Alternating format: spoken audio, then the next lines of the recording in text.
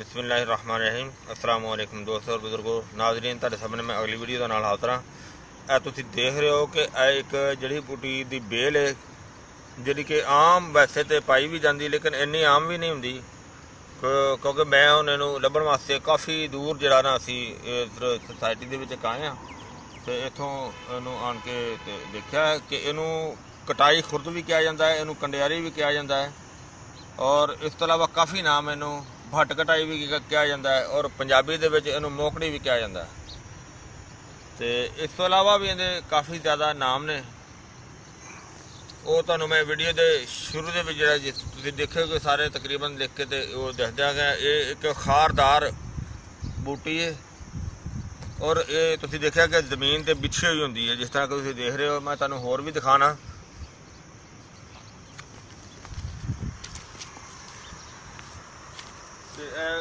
देखो जमीन तो बिल्कुल बिछी हुई है और वैसे भी बड़ी खूबसूरत लगती भी है और ये बड़ी ही अच्छी तो बड़ी ज़बरदस्त तो बड़ी वधिया चीज़ है और इनके बहुत ज़्यादा फायदे ने। और मैं तुहानूं दसना कि इनके किहड़े-किहड़े फायदे ने।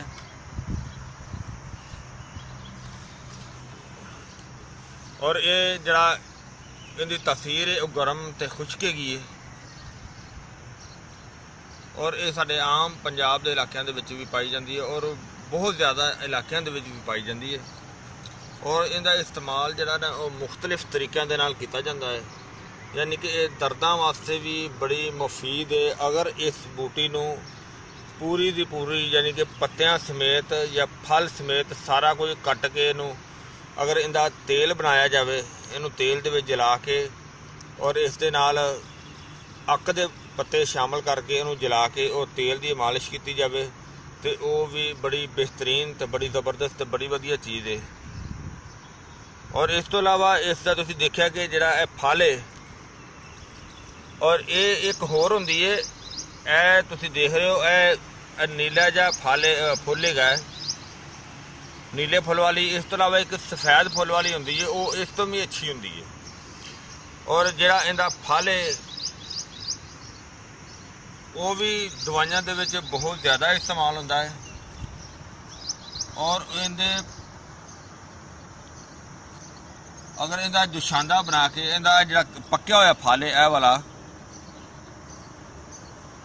जिस तरह कि तुसीं देख रहे हो काफ़ी ज़्यादा नज़र आ रहा पक्या फल जड़ा है मेरे हाथ की अगली साइड से क्योंकि कंडे बहुत ज़्यादा ने। अगर पक्के फल तुसीं उन्हों खुश्क करके उन्होंने पाउडर बना के उसके अंदर फिलफिल दराज का पाउडर मिक्स करके तो नाल उन्होंने शहद दे विच बना के माजून उन्होंने इस्तेमाल किया जाए। ये बलगमी अमराज वास्ते उनके वास्ते बहुत ही अच्छी चीज़ है, बड़ी वधिया चीज़ है। और अगर इनू बतौर सब्जी इस्तेमाल किया जाए, गोश्त वगैरह दे विच सब्जी की तरह पका के इस्तेमाल किया जाए तो फिर भी बड़ी ज़बरदस्त ताकत की चीज़ है।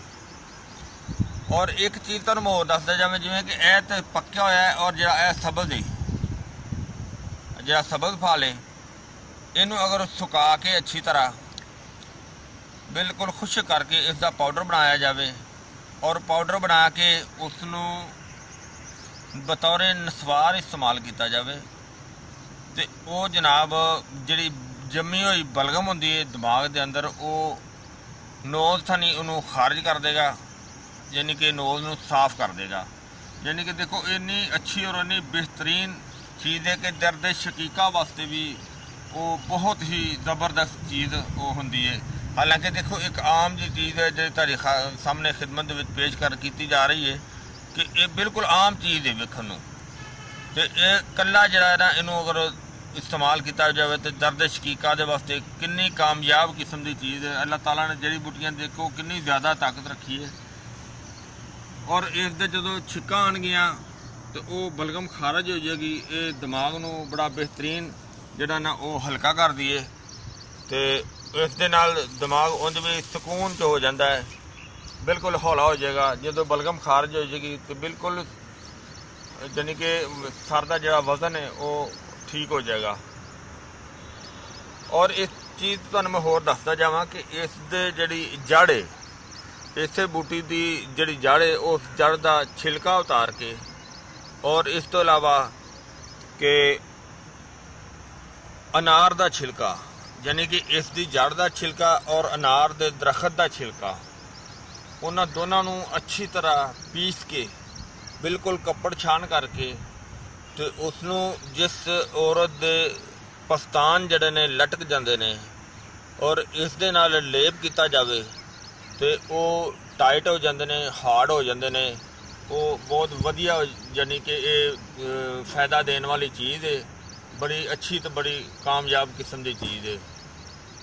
और इस तो इलावा अगर एक चीज़ होर तुहानूं मैं दसदा जावां कि अगर इस सारी बूटी नूं साड़ के जला के ते इसका जिहड़ी कि स्वाह है उसनूं शहद दे विच मिला के इस्तेमाल किया जाए तो वह खांसी दमे वास्ते भी बेहतर फायदा करती है। अगर इसे बूटी दूँ इंदा अगर खार कढ़ के इंदा खार हासिल करके तो उसनूं शहद दे विच मिला के इस्तेमाल किया जाए या मनक्के दे विच रख के इस्तेमाल किया जाए तो वह भी बड़ा ही कामयाब किस्म की चीज़ है, बड़ी ही ज़बरदस्त तो बड़ी अच्छी चीज़ है। और इस तो इलावा दर्दां वास्ते जो तुहानूं मजीद तो पहले भी मैं दस्सिया कि अगर इहदे पत्ते जिहड़े ने वो कल्ले पत्ते लैके कल्ले पत्तियां नूं बारीक पीस के और उसनूं काली मिर्च दे हमरा काली मिर्च दे नाल गोलियां बना के और वो इस्तेमाल कीतियां जान तो वो दर्दां वास्ते यानी कि मर्ज़े गंठिया वास्ते बड़ी ही ज़बरदस्त तो बड़ी ही अच्छी तो बड़ी आला किस्म की चीज़ है। दोस्तों मेरा कहने का मकसद है, दसन का मकसद है कि अल्लाह ताला की ज़ात ने देखो इस चीज़ नूं इस चीज़ दे विच कितनी ज़्यादा ताकत रखी है। और एक एंड ते तुहानूं मैं इस चीज़ के बारे दसदा जावां कि इसकी जिहड़ी बेल आ इनू अगर जिहड़े इसके बीज ने अगर इसनूं कुट के सफूफ बना के ते उस औरत नूं खिलाया जाए और उस औरत नूं खिलाया जाए जिस दे हाँ औलाद पैदा नहीं हुंदी। अल्लाह ताला दी ज़ात ने इस बूटी दे विच ये भी शिफा रखी है कि उस औरत नूं इंशाअल्लाह अल्लाह दे हुक्म नाल औलाद भी होएगी। यानी कि इहदा कोई देखो कोई मुश्किल भी नहीं, कोई नुकसानदेह भी नहीं, कोई ऐसी वैसी चीज़ भी नहीं। तो अगर ये इस्तेमाल की जाए इनका कोई डर खतरा भी नहीं। इंशाअल्लाह कि इस दे नाल बहुत ज़्यादा फायदे ने।